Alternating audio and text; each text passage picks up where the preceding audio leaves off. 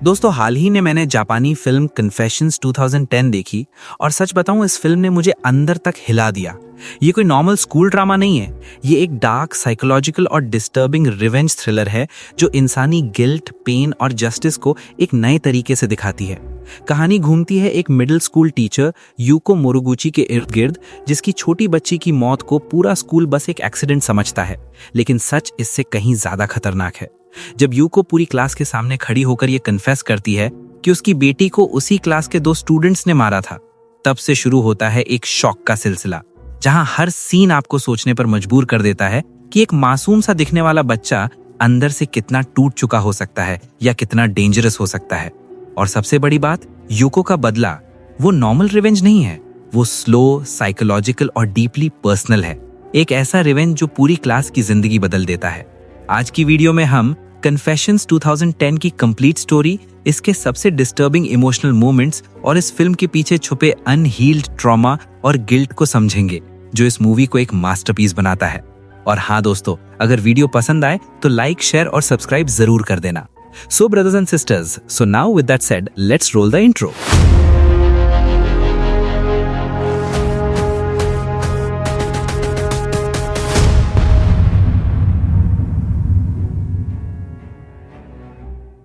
Film शुरू होती है एक कक्षा से जहां सब कुछ बिल्कुल सामान्य लग रहा है। यूको जो क्लास टीचर है, सभी छात्रों को दूध बांटती है और वे जल्दी से वो मुफ्त दूध पी लेते हैं, सिवाय कुछ शरारती लड़कों के जिन्होंने उसे फर्श पर गिरा दिया था। लेकिन यूको को इसकी बिल्कुल परवाह नहीं थी, क्योंकि वो केवल कक्षा के 2 छात्रों से बदला लेना चाहती थी। वास्तव में उसने दूध में कुछ मिलाया था। जब उसने उन 2 छात्रों को अपना सारा दूध पीते देखा तो वो बहुत निश्चिंत हो गई। फिर वो धीरे धीरे अपनी सीट पर वापस गई और शांति से अपने छात्रों से कहा कि ये उसकी आखिरी क्लास है। जैसे ही घंटी बजेगी वो हमेशा के लिए इस्तीफा दे देगी। छात्र बहुत खुश थे और जोर जोर से चिल्लाने लगे। उन्हें ऐसा लगा जैसे उन्होंने यूको को चिढ़ाया और उसे भगा दिया। वे बहुत खुश थे।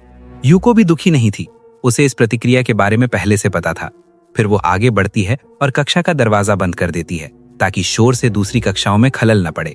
लेकिन असली कारण ये नहीं था। असली कारण ये था कि वो नहीं चाहती थी कि बाहर कोई वो सुने जो वो छात्रों को बताने की कोशिश कर रही है। उसने बोर्ड पर बड़े अक्षरों में भाग्य लिखा। चाक की आवाज इतनी तेज थी कि पूरी क्लास चुप हो गई। यूको फिर स्टेज से नीचे उतरी और अपना आखिरी पाठ शुरू किया। वो सबको बताती है, आज मैं तुम्हें बताऊंगी कि जीवन का उद्देश्य क्या है। इस अवधारणा को समझाने के लिए वो अपने जीवन की एक कहानी सुनाना शुरू करती है और बताती है कि उसकी शादी के कुछ समय बाद ही उसे पता चला कि उसका पति उसे धोखा दे रहा था और इसी कारण उसे एड्स हो गया। जब तक यूको को पता चला वो गर्भवती थी। इस वजह से शादी टूट गई, लेकिन यूको ने फिर भी अपनी बेटी को जन्म दिया। जैसे ही उसने ये शब्द खत्म किए, यूको के सबसे करीब बैठी लड़की ने तुरंत अपनी सांस रोक ली। उसे डर था कि कहीं उसे हवा के जरिए HIV वायरस न हो जाए। उसके पीछे बैठी लड़की उसे कोसने लगी और कहने लगी कि टीचर और उसकी बेटी को तुरंत स्कूल छोड़ देना चाहिए। तब यूको ने समझाया कि HIV हवा से नहीं फैलता, सामान्य हाथ मिलाने से भी बीमारी होने का कोई खतरा नहीं होता। वो बताती है, मैं भाग्यशाली थी, मैं खुद एड्स से बच गई और इस तरह मेरी बेटी को ये नहीं हुआ। ये सुनकर छात्र राहत की सांस लेते हैं। लेकिन यूको आगे जो कहती है वो सबको हैरान कर देता है। वो बताती है कि उसकी बेटी की कुछ महीने पहले मौत हो गई थी, लेकिन उसकी मौत का कारण एड्स नहीं था। वो स्कूल के परित्यक्त स्विमिंग पूल में डूब गई थी। वो बताती है कि पुलिस जांच की गई थी। पुलिस का भी मानना था कि मौत डूबने के कारण हुई थी। लेकिन इस सब के बावजूद मैं जानती हूँ कि मेरी बेटी की हत्या की गई थी और मैं उसके हत्यारों को जानती हूँ। वे भी इसी क्लास में बैठे हैं। उन दोनों ने मिलकर ये अपराध किया है। उन्होंने मेरी बेटी को मारा, लेकिन मैं अभी उनके नामों का खुलासा नहीं करूंगी। फिलहाल कहानी पूरी करने के लिए हम उन्हें छात्र A और B कहेंगे, ठीक है? फिर मैं आपको बताती हूँ कि मेरी बेटी की मौत कैसे हुई। कुछ महीने पहले मैं अपनी बेटी के साथ खरीदारी कर रही थी। मेरी बेटी मॉल में एक बनी वॉलेट देखकर रुक गई।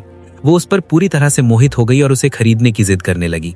लेकिन चूंकि मैंने पिछले महीने ही बिलों का भुगतान किया था, तो मेरे पास पर्याप्त पैसे नहीं थे। मैंने अपनी बेटी को समझाने की कोशिश की कि मैं इसे यहाँ नहीं खरीद सकती, हम इसे अगले महीने खरीदेंगे। संयोग से छात्र A अपनी माँ के साथ मॉल में था। उसने ये सुन लिया। अगले दिन छात्र A ने वैसा ही एक बटुआ खरीदा और यूको की बेटी को दे दिया। छात्र B भी उसके साथ था। फिर बनी ने मेरी बेटी से झूठ बोला कि उसने उसके लिए बटुआ खरीदा है। मेरी बेटी अभी छोटी और मासूम थी। बेचारी बच्ची ने खुशी खुशी पर्स ले लिया, लेकिन जैसे ही उसने उसे पकड़ा, उसे एक गंभीर बिजली का झटका लगा, क्योंकि वो विद्युतीकृत था। इसमें एक उपकरण लगा था जो दूसरों को बिजली का झटका दे सकता था। हालांकि झटका हल्का था, इससे मर भी कोई नहीं सकता था। लेकिन छात्र B घबरा गया। उसे लगा कि लड़की मर गई है। छात्र ए जानता था कि लड़की मरी नहीं है। छात्र बी मानता था कि लड़की मर चुकी है और अब उसे ये भी डर था कि उसका नाम इस मामले में आ सकता है। अब पुलिस और माता पिता की डांट से बचने के लिए उसने मेरी बेटी को उठाया और पूल में फेंक दिया ताकि सभी को लगे कि यह सिर्फ एक एक्सीडेंट था। मुझे स्वीकार करना होगा कि बी की योजना बहुत अच्छी थी। पुलिस के पास वास्तव में उसके खिलाफ कोई केस नहीं था। मुझे कोई सबूत नहीं मिल सका, लेकिन मुझे ये मिल गया क्योंकि मुझे पूल के पास पर्स मिला और मुझे उसके अंदर बिजली से चलने वाला उपकरण भी मिला। इससे मेरे संदेह की पुष्टि हो गई क्योंकि इस घटना से कुछ दिन पहले उन दो लड़कों ने उसी पर्स और उसी उपकरण से मुझ पर प्रैंक करने की कोशिश की थी। ए ने मुझे बताया था कि ये उसका बहुत ही खास आविष्कार है। उसने अपने आविष्कार को एंटी थेफ्ट वॉलेट कहा और कहा कि अगर कोई चोर कुछ चुराने की कोशिश करता है और ये उपकरण उसके पर्स के अंदर रखा जाता है तो वो चोरी नहीं कर पाएगा बल्कि बिजली के झटके से डरकर भाग जाएगा। ए चाहता था कि उसके आविष्कार को विज्ञान प्रदर्शनी में भेजा जाए, लेकिन मैंने उसे रोक दिया क्योंकि इसके अंदर का करंट बहुत अधिक था। बटुए के अंदर करंट का वोल्टेज बहुत अधिक था। यदि पर्स पकड़े हुए व्यक्ति के हाथ कीले होते तो ये करंट और भी खतरनाक प्रभाव डाल सकता था और सुरक्षा के खातिर मैंने केवल एक आवेदन को खारिज कर दिया। लेकिन मुझे नहीं पता था कि वो लड़का इतना अहंकारी था कि मेरा आवेदन खारिज होने के बाद वो प्रिंसिपल के पास जाएगा और उस पर हस्ताक्षर करवा लेगा। अब छात्र ए की किस्मत की कल्पना कीजिए। ना तो प्रिंसिपल ने कोई ध्यान दिया और ना ही वो प्रतियोगिता में आए। अन्य प्रतिभागियों और जजों ने देखा कि इस प्रयोग में कई जोखिम थे और सुरक्षा के कोई उपाय नहीं थे और फिर छात्र ए प्रतियोगिता जीत गया। छात्र ए ने बेस्ट आइडिया अवार्ड भी जीता। ए ने सोचा था कि उसका आविष्कार उसे पूरी दुनिया में प्रसिद्ध कर देगा, लेकिन उसकी खबर अखबार के एक छोटे से कोने में ही छपी। जब उसने हेडलाइंस पढ़ी तो वहां एक 13 साल की लड़की की कहानी थी जिसने अपने पूरे परिवार की हत्या कर दी थी। मूल रूप से छात्र ए प्रसिद्ध होना चाहता था और इस खबर ने उसे पागल कर दिया। उसे एहसास हुआ कि चाहे वो विज्ञान की कितनी भी मदद करे, उसे अपराधियों जैसी प्रगति नहीं मिल रही है। पता नहीं उसके दिमाग में किस तरह की खिचड़ी पकने लगी। पहले उसका कोई दोस्त नहीं था, फिर उसकी दोस्ती छात्र बी से हुई। छात्र बी क्लास का सबसे अजीब लड़का था। वो अपनी पढ़ाई में अच्छा नहीं था, दूसरों से बातचीत नहीं करता था और सबसे महत्वपूर्ण बात ये कि वो डरपोक था। इन सब के अलावा मैंने एक दिन छात्र बी को एक वीडियो गेम की दुकान पर गेम खेलते हुए पकड़ा। वो स्कूल बंद होने के बाद गेम खेल रहा था, इसलिए मैंने उससे स्विमिंग पूल के आसपास के इलाके की सफाई करवाई। उस दिन से आज तक छात्र बी मुझसे नफरत करता था। जब छात्र ए और बी ने कुछ समय साथ बिताया तो उन दोनों को एहसास हुआ कि वे दोनों मुझसे, टीचर यूको से नफरत करते हैं और उन्होंने अपना गुस्सा निकालने के लिए मेरी बेटी को निशाना बनाया। छात्र ए ने उस दिन जानबूझकर पर्स का वोल्टेज बढ़ा दिया था ताकि मेरी बेटी को गंभीर झटका लगे। इस पूरी कहानी का मुद्दा ये है कि इस क्लास में 2 छात्र हैं, ए और बी, जिन्होंने मेरी बेटी पर हमला किया और मैं उनसे बदला लेना चाहती हूँ। मैं सब कुछ कानूनी रूप से करना चाहती थी, इसीलिए मैंने केस दोबारा खुलवाया। लेकिन फिर मुझे एहसास हुआ कि जापानी कानून के अनुसार भले ही मैं ये गेम जीत जाऊं, बच्चों को सजा नहीं मिलेगी क्योंकि वे 14 साल से कम उम्र के थे। उन्हें शिक्षा के लिए सुधार गृह भेजा जाएगा, लेकिन वे जल्दी छूट जाएंगे। यूको उन दोनों छात्रों के स्वभाव को अच्छी तरह जानती थी, इसलिए उसे नहीं लगता था कि इतनी छोटी सजा उनके लिए काफी होगी। यूको ने सभी से कहा, देखो बच्चों, मैं एक शिक्षिका हूँ। तुम्हें पढ़ाने के अलावा मेरा कर्तव्य तुम्हें अच्छा इंसान बनाना है, इसलिए मैंने उन्हें अच्छा इंसान बनाने और उन्हें सबक सिखाने का बीड़ा उठाया है। इसीलिए मैं एक नई योजना लेकर आई हूँ। मैंने अपने पति का HIV पॉजिटिव रक्त लिया और उसे दोनों बच्चों के दूध में मिला दिया और मैंने उन्हें दूध की आखिरी बूंद तक पीते देखा है। जल्द ही वे दोनों HIV से संक्रमित हो जाएंगे और उन्हें एड्स हो जाएगा। और क्लास समझ गई कि मिस यूको किसके बारे में बात कर रही थी। क्लास में सिर्फ एक ही बच्चा था जिसने इसका आविष्कार किया था और हर कोई उसके दोस्त को जानता था। मैडम यूको अभी भी उनका नाम नहीं लेती हैं और दोनों बच्चों से कहती हैं कि वे हर 3 महीने में अपना ब्लड टेस्ट कराना याद रखें। HIV वायरस को परिपक्व होने में 2 से 12 महीने लगते हैं। तब तक उनके पास अपने कुकर्मों पर विचार करने और माफी मांगने के लिए काफी समय होगा। जैसे ही यूको ये कहती है, घंटी बजती है और यूको की आखिरी क्लास समाप्त हो जाती है। क्लास खत्म हो गई थी, लेकिन यूको का बदला अभी शुरू हुआ था। कुछ दिनों बाद ही नया सेमेस्टर शुरू होता है।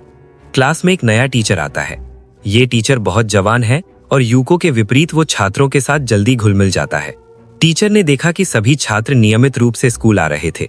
सबका व्यवहार सामान्य था, लेकिन एक बच्चा कुछ दिनों से लगातार छुट्टी पर था। बच्चों ने कहा कि उसका नाम नाव है और वो बहुत तनाव में है, इसीलिए वो स्कूल नहीं आता था। टीचर को ये अजीब लगा और उन्होंने छात्रों को समझाया कि उन्हें हर तरह से अपने साथियों का ख्याल रखना चाहिए। इसलिए उन्होंने सभी से प्रार्थना पत्र लिखवाए और नाव के घर जाने को कहा। उन्होंने ऐसा एक बार नहीं किया। शिक्षक और क्लास मॉनिटर अब नाव को प्रोत्साहित करने और उसे स्कूल लौटने के लिए प्रोत्साहित करने के लिए हर हफ्ते उसके घर जाने लगे। हर बार वे नाव से मिलने की कोशिश करते, लेकिन नाव की माँ कुछ न कुछ कहकर उन्हें टाल देती। वो नाव को उनसे मिलने नहीं देती और ना ही ये बताती कि क्या हुआ था। हम देखते हैं कि नाव अपनी आखिरी क्लास के बाद से पूरी तरह बदल गया था। वो हमेशा खुद को अपने कमरे में बंद कर लेता था। वो जिस भी चीज को छूता उसे 100 बार धोता था। लेकिन इन सब के बावजूद वो नहाता नहीं था। नाव की ये हालत देखकर उसकी माँ बेहद चिंतित हो गई। वो अपने बेटे को इतना गंदा नहीं देख सकती थी। इसीलिए एक दिन उसने नाव को नींद की गोलियां दे दी और जैसे ही वो सो गया उसने उसके बाल काट दिए, नाखून काट दिए, उसे अच्छी तरह नहलाया और उसे साफ कपड़े पहनाए। जैसे ही नाव जागा वो जोर जोर से चिल्लाने लगा। उसके शरीर की दुर्गंध गायब हो गई थी। उसके बाल सलीके से कटे हुए थे। उसका कमरा काफी साफ था। वो अब पागल हो रहा था। वो जोर जोर से चिल्लाता और अपने कमरे की चीजें तोड़ता और नाव की माँ समझ नहीं पा रही थी कि वो ऐसा क्यों कर रहा है। अब नाव की माँ ने गौर करना शुरू किया कि जब भी स्कूल से कोई टीचर या दूसरा छात्र घर आता तो नाव का गुस्सा और बढ़ जाता। इसीलिए वो शिक्षकों और छात्रों को अपने घर आने देने से मना कर देती है। लेकिन इस सब के बावजूद नाव की माँ जानना चाहती थी कि वो इन नोटों से इतना क्यों डरता है। उन्होंने उसके सामने सारे नोट बिछा दिए और ये देखकर हैरान रह गए कि जब उन सभी नोटों के पहले शब्दों को मिलाया गया तो उनसे द मर्डर डाई बना। ये सब क्या था? समझ नहीं आने पर नाव की माँ सच जानने के लिए अपने बेटे के पास भागी। इस बार नाव ने अपनी माँ से कुछ नहीं छुपाया और यूको की बेटी की हत्या की पूरी कहानी बता दी। उसने कबूल किया, जैसे ही मैंने यूको की बेटी को पूल में फेंकने के लिए उठाया उसे होश आ गया। मुझे ये भी पता था कि वो जीवित है, लेकिन मुझे डर था कि लड़की सबको मेरे बारे में बता देगी। इसीलिए मैंने उसे पूल में फेंक दिया और स्वीकार किया कि मैंने ही उसकी हत्या की है। मैंने सोचा था कि अगर मैंने ऐसा नहीं किया तो मेरा एक दोस्त भी मुझे डरपोक समझेगा। मैं बस कूल दिखना चाहता था और इसीलिए मैंने सब कुछ किया। सच सुनकर उसकी माँ के सिर पर मानो आसमान टूट पड़ा। वो डर के मारे गिर गई। उसे विश्वास नहीं हो रहा था कि उसका बेटा, जो अभी 12 साल का भी नहीं था, एक हत्यारा था। नाव ने उसे स्थिति समझाने की कोशिश की, लेकिन उसकी माँ ने उसे छोड़ दिया। ऐसे तनाव में कुछ दिन बीत गए, जिसके बाद उसने खुद को और अपने बेटे को, जो समाज में बुराई फैला रहा था, मारने का फैसला किया। उसने अपने पति के लिए एक नोट लिखा। उसके बाद वो हाथ में चाकू लेकर अपने बेटे के कमरे में गई। दिनचर्या के अनुसार उसने अपने बेटे को गले लगाया, प्यार से बात की और फिर चुपके से अपना चाकू उसके सीने में घोंप दिया। हालांकि चाकू पूरी तरह अंदर नहीं गया। नाव इस विचार से क्रोधित हो गया कि उसकी माँ उसे मारना चाहती है। वो गुस्से से पागल हो गया और उसने अपने शरीर से वही चाकू निकाला और अपनी माँ पर हमला कर दिया, जिससे उसकी मृत्यु हो गई। इस भीषण हमले के बाद होश आने पर नाव ये जानकर और भी परेशान हो गया कि उसने अपनी ही माँ की हत्या कर दी है। वो न केवल एक बल्कि 2 लोगों की हत्या के लिए अपराध बोध से भर गया था। इस बीच वातानाबे, जिसने एंटी थेफ्ट वॉलेट बनाया था, वो भी मुश्किल में था क्योंकि उसे HIV होने का संदेह था। उसके सहपाठी उसे लगातार चिढ़ाते थे, लेकिन इस सब के बावजूद वातानाबे चुप रहा। एक दिन इससे तंग आकर उसने गुस्से में अपनी उंगली काट ली और उससे निकलने वाले खून को दिखाते हुए दूसरे बच्चों को धमकाना शुरू कर दिया। अगर तुमने मुझे फिर से चिढ़ाया तो मैं तुम्हें ये खून लगा दूंगा और तुम्हें HIV से संक्रमित कर दूंगा। ये देखकर मॉनिटर ने वातानाबे का साथ दिया। बच्चे मॉनिटर को परेशान करने लगते हैं, उसे वातानाबे को चूमने के लिए मजबूर करते हैं ताकि वो संक्रमित हो जाए। आज मॉनिटर भी परेशान थी, लेकिन जैसे ही वो घर जाने वाली थी, वातानाबे ने उसे रास्ते में रोक लिया। उसने उसे अपना HIV टेस्ट दिखाया, जो नेगेटिव था। उसने उसे बताया, मुझे एड्स नहीं था, इसीलिए तुम्हें चिंता नहीं करनी चाहिए, तुम्हें भी कुछ नहीं होगा। वे बातें करने लगे और मॉनिटर ने वातानाबे से पूछा कि उसने ऐसा क्यों किया। वातानाबे ने अपनी कहानी शुरू की, ये समझाते हुए कि मेरी माँ एक महान वैज्ञानिक थी, लेकिन जिस आदमी से उन्होंने शादी की, मेरे पिता, उनका IQ बहुत कम था। वो अपने पिता के साथ अपने शोध पर चर्चा नहीं कर सकती थी और फिर मेरा जन्म हुआ और मेरी वजह से मेरी माँ को अपना सारा शोध छोड़ना पड़ा। जैसे जैसे मैं बड़ा हुआ, माँ को अपने फैसले पर पछतावा होने लगा, क्योंकि वो मुझे एक बहुत ही औसत बच्चा मानती थी और इस तथ्य को स्वीकार नहीं कर सकती थी कि इतनी प्रमुख वैज्ञानिक का बच्चा औसत दिमाग वाला हो सकता है। इससे मेरी माँ मुझसे नफरत करने लगी। उन्हें ये भी लगा कि मुझे पाकर उन्होंने अपना पूरा करियर छोड़ दिया है, जिसकी उन्हें जरूरत नहीं थी। इन नकारात्मक विचारों के कारण वो अक्सर मुझे पीटती थीं और मेरे पिता को लंबे समय तक इसके बारे में पता नहीं था। जैसे ही मेरे पिता को इसके बारे में पता चला, उन्होंने तुरंत उन्हें तलाक दे दिया। माँ ने भी पूर्व छात्रों का पैसा लिया और अपना शोध फिर से शुरू किया, ये भूल कर कि उनका एक बेटा भी है। हालांकि मैं अपनी माँ से बहुत प्यार करता था। मैं हमेशा चाहता था कि मेरी माँ मुझसे मिले और मैं इस इच्छा के प्रति इतना जुनूनी हो गया कि मैंने वो सब करना शुरू कर दिया जो उन्हें पसंद था। मैंने नई चीज़ें ईजाद की और उन्हें उस वेबसाइट पर अपलोड करना शुरू कर दिया जिस पर मेरी माँ काम करती थी। मुझे उम्मीद थी कि वो किसी दिन मुझे नोटिस करेंगी, लेकिन ऐसा कभी नहीं हुआ।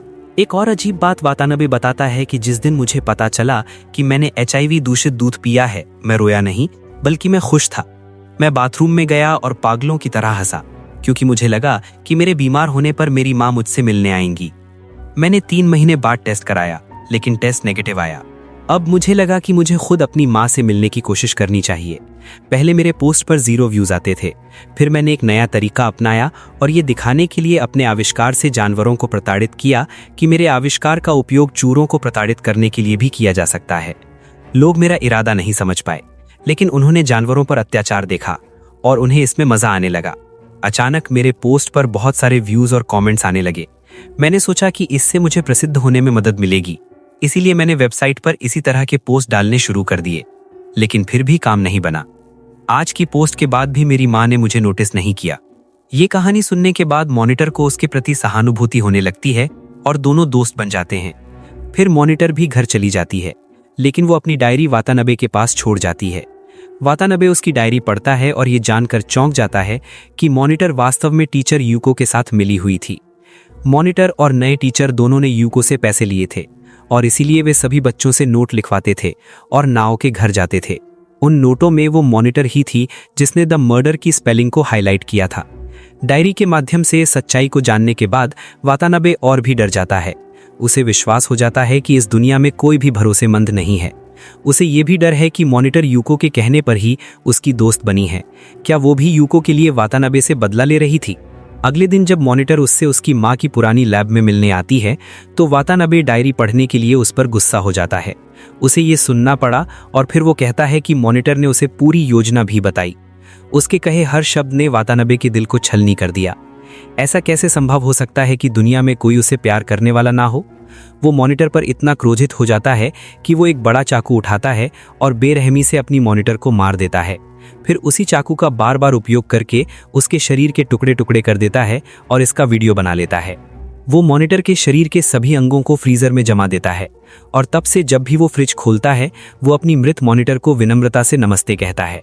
तब तक उसे इस बात का डर भी नहीं था कि उसने एक और लड़की की हत्या कर दी है, ये जानते हुए कि जापानी कानून के तहत उसे अपनी उम्र के कारण किसी भी सजा का सामना नहीं करना पड़ेगा।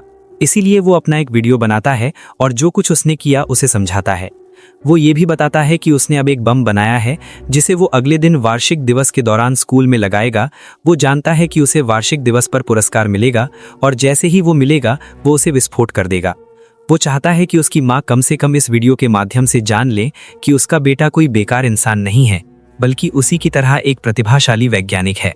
टाइमर सेट करने और वीडियो अपलोड करने के बाद वो स्कूल में बम लगाता है और योजना के अनुसार अगले दिन उसके भाषण के बाद सभी छात्र तालियां बजा रहे होते हैं।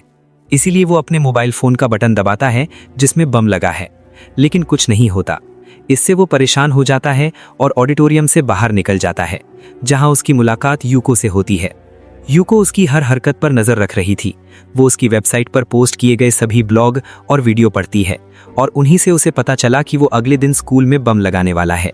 इसीलिए यूको ने पहले ही बम को ठिकाने लगा दिया, जिससे सभी बच्चों की जान बच गई।